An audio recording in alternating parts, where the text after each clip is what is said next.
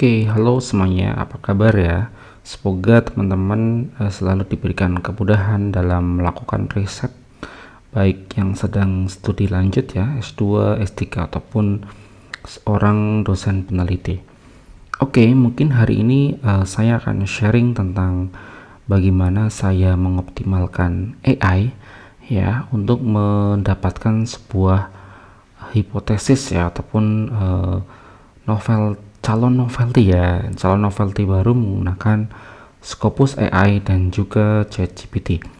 Oke, jadi Scopus AI ini memang salah satu fitur yang sangat-sangat menarik yang dimiliki oleh Scopus.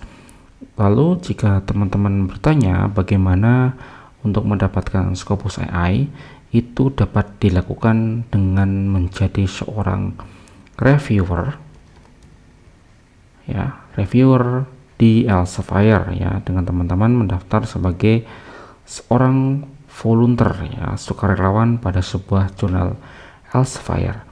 Jadi dengan teman-teman menjadi seorang volunteer, maka teman-teman akan mendapatkan rewards ya, yaitu bisa menggunakan Scopus ya, scopus.com secara premium dan gratis. Ya, salah satunya adalah fiturnya adalah Scopus AI. Nah, Scopus AI ini menjadi salah satu tools yang sangat membantu saya dalam melakukan riset S3 saya, khususnya di bidang pencitraan medis ya, dengan tugas segmentasi pada citra diabetic foot ulcer ya, ataupun luka kaki diabetes yang sudah berhasil terbit pada Scopus Q1 sebanyak 2 buah artikel, dan itu diproses dengan waktu kurang lebih 3 bulan dari submit hingga publish. Nah, hari ini saya akan sharing bagaimana caranya menggunakan Scopus AI. Nah, Scopus AI ini bisa dikomunikasikan dengan ChatGPT yang premium ya, teman-teman ya. Oke, Scopus AI-nya di sini kita bisa mencari topik ya. Tentunya teman-teman harus sudah memiliki pengetahuan awal ya, teknologi apa yang akan di riset ataupun ilmu-ilmu apa yang akan di riset ataupun tren-tren apa yang akan kita cari novelty-nya. Nah, saya langsung secara spesifik ya dengan membuat prompt ya di Scopus AI seperti apa state of the art dari penelitian tentang apa ya, misalnya karena saya tentang DFU image segmentation. Nah, oke. Nah, jadi karena saya fokus pada segmentasi citra DFU, maka ini langsung saya tambahkan. Oke, kalau teman-teman kalau untuk promnya apa, teman-teman bisa ke ChatGPT dan bertanya, buatkan prompt untuk Scopus AI di mana saya ingin mencari novelty penelitian tentang segmentasi citra DFU. Nah, ketika saya menggunakan ChatGPT untuk promptnya ya, langsung saya buat dia langsung berikan ya. Nah, saya langsung copy saja ya. Jadi cari tren terkini, gap preset pendekatan state of the art dalam segmentasi citra diabetic foot ulcer menggunakan deep learning dan sebagainya. Nah, karena saya ingin fokus ke arsitektur tertentu ya, ini bisa di custom dengan kebutuhan Anda. Oke, saya langsung paste di sini ya, menggantikan ini ya. Nah, ini karakter kelebihan ya, di sini 500 karakter. Jadi saya minta 500 karakter saja. Oke, dia langsung prompt Scopus AI dalam jumlah 500 karakter. Oke. Nah, ini lebih teknis gitu ya. Langsung saya paste di sini. Oke. Untuk bagian-bagian ini ya seperti ini ya, bagian pendekatan ini bisa disesuaikan dengan kebutuhan teman-teman ya. Langsung saya pencet ya. Nah, langsung dia menjalankan Copilot-nya. Oke, dia langsung memberikan ya hasil seperti ini ya. Jadi kita bisa melihat ya summarize-nya di sini ya. Jadi untuk mengeksplor tren dan research gap pada segmentasi DFU menggunakan deep learning yang particularly fokus pada model yang lebih ringan ya, untuk mobile deployment kita mereka memberikan beberapa pendekatan. Jadi mereka langsung memberikan informasi berupa current trends-nya, yaitu tren-tren yang saat ini sedang terjadi ya pada tugas segmentasi citra DFU seperti penggunaan deep learning ya. Ini ada masih menggunakan CNN, kita cek. Ada yang menggunakan transformer, ada yang menggunakan hybrid, dan sudah ada highlight-nya ya. Ini ya. Nah, ini yang sudah emerging. Nah, emerging ya. Penggunaan fuzzy ya. Ini kalau kita cek nih, dia langsung mengarahkan ke referensi ya. Referensi nih. Ini ya, referensinya masih sangat aktif gitu ya. Nah, aktif ya. Nah, ini ada juga yang seperti ini ya, langsung ada sumber-sumbernya ya teman-teman ya. Sumber-sumber ini menjadi sangat menarik ya teman-teman ya, ketika sumber-sumbernya kita cek di open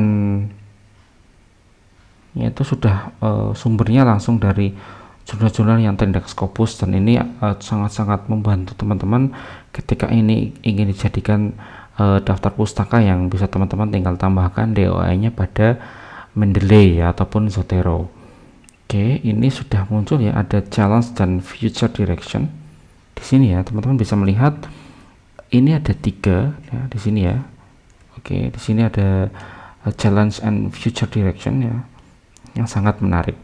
Nah, teman-teman bisa mengembangkan ya dengan expanded summarize ya di sini, pengembangannya di sini.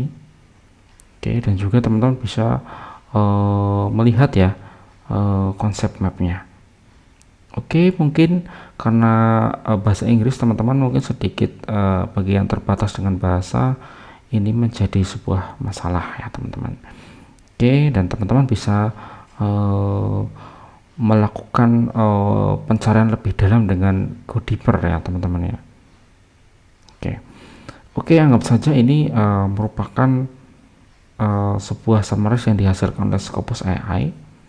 Di sini saya copy ya, lalu saya paste di sini ya, agar lebih tertata projectnya ya. Teman-teman bikin project baru ya. Di sini misalnya new project dengan nama novelty DFU segmentation. Oke, lihat. Nah, langsung teman-teman langsung di sini saja paste ya summarize-nya. Lalu saya juga paste dari expanded summarize-nya ya. Saya paste sampai sini. Oke, sampai bawah ya. Nah, ini paste. Oke, kita sudah mendapatkan summarize dengan daftar pustakanya ya, seperti ini ya. Oke. Nah, saya kemudian membuat prompt ya.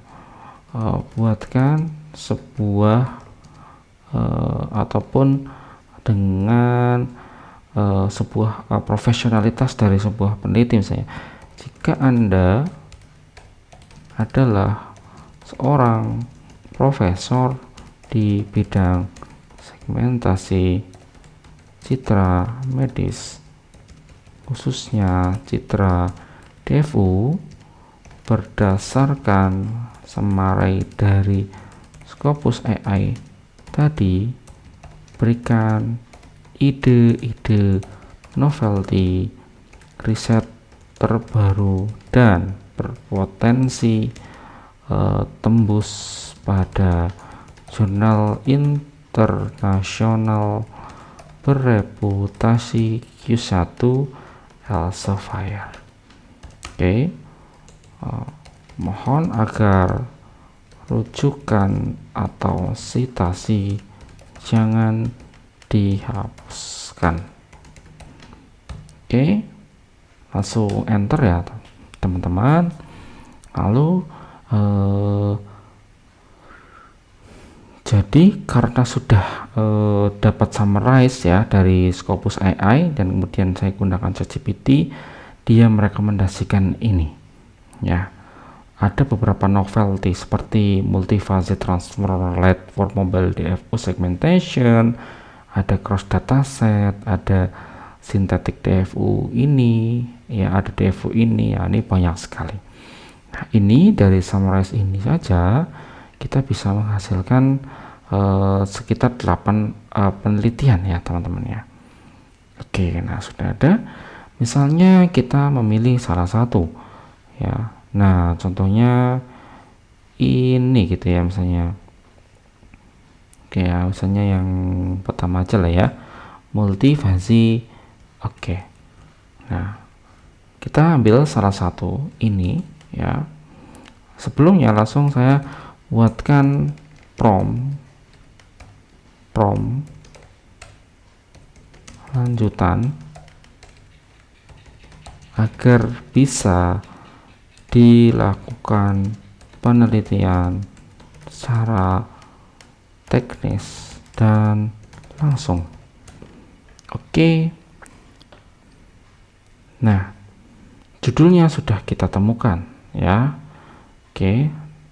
Nah, kita langsung meminta beberapa prompt ini ya, kita akan coba satu-satu ya. Oke. Nah, saya akan contohkan menggunakan salah satu prompt ya, misalnya ini ya, rancang arsitektur baru ya. Jadi novelty-nya adalah arsitektur baru ya. Kalau kita cek tadi ya, novelty-nya adalah mengembangkan arsitektur baru yang ringan untuk segmentasi ini unit dengan transformer disisipkan multifasi. Jadi karena kita ini sudah diberikan prompt, saya coba prompt yang pertama. Dia langsung memberikan rancangan arsitekturnya. Nah, ya kan, gambar-gambar ini bisa kita langsung terjemahkan ya dalam bentuk draw.io. Oke. Lalu kita juga mencoba ya. Nah, prompt ini kalau kita coba, oke, sudah sangat-sangat teknis ya, sangat-sangat teknis dan sangat-sangat memandu kita. Ya, oke, begini. Kita juga ini tentukan di mana layarnya ya, misalnya ya. Nah, sangat-sangat teknis dan sangat-sangat membantu kita dalam membuat ataupun mengembangkan sebuah arsitektur yang disebut sebagai novelty ya. Oke, kemudian ini ya, rancang. Oke, ini ya contohnya. Oke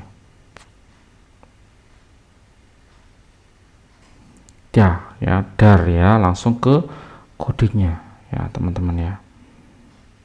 Oke, nah tentunya ketika kalian berkomunikasi dengan ChatGPT ya, kita membutuhkan tahapan-tahapannya lebih teknis gitu ya.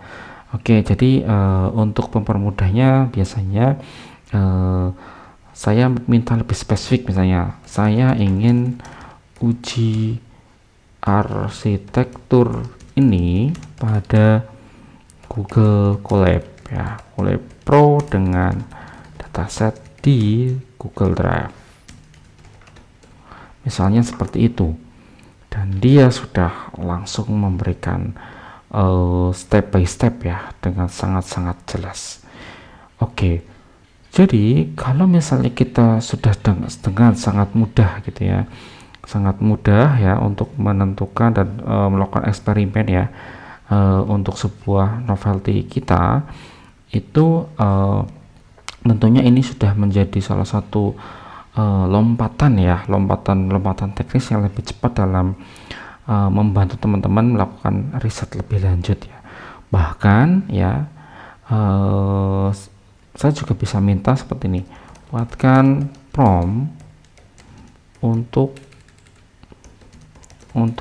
outline publikasi Elsevier-nya. Lebih baik misalnya targetnya adalah jurnal biomedical signal and processing control misalnya gitu ya. Ini nama jurnalnya disesuaikan. Oke, lalu saya minta promptnya yang efektif itu seperti apa. Oke, promptnya adalah seperti ini.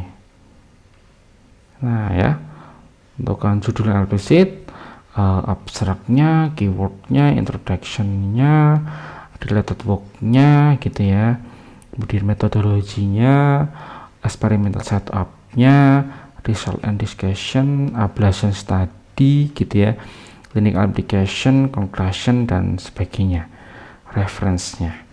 Nah, jadi ketika kita sudah bisa mengoptimalkan antara Scopus AI dengan ChatGPT, itu melakukan riset ini menjadi lebih cepat, lebih mudah dan memangkas waktu ya untuk eksperimen lebih lanjut ya teman-teman ya. Oke, mungkin dari saya cukup ya untuk sharing tentang bagaimana saya mengkombinasikan Scopus AI dan juga ChatGPT untuk mempermudah kita dalam melakukan riset. Oke, semoga bermanfaat dan sampai jumpa.